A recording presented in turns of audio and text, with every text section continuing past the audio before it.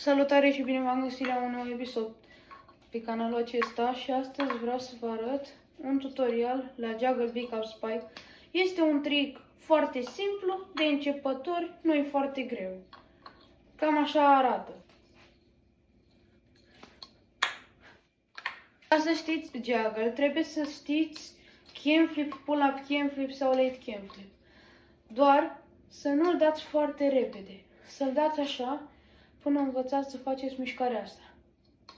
Pasul 1. Pasul 2.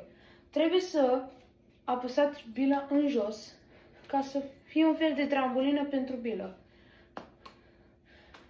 Vă ajută foarte mult ca să prindeți pe pickup și ca să știi juggle trebuie să știi și asta. Trebuie să ca să știi, poți să faci și mișcarea asta. Doar să prinzi canul corespunzător. Să arunci canul, prinzi tama. Arunci canul, prinzi tama. Al treilea pas, le combini și o să iasă asta. Și prinzi pe pickup, după dai orice combinații vrei. Și cam atât a fost episodul, vă rog frumos să mă scuzați pentru că nu am mai postat de ceva timp, dar promit că azi, de acum înainte, o să postez. Pa, pa!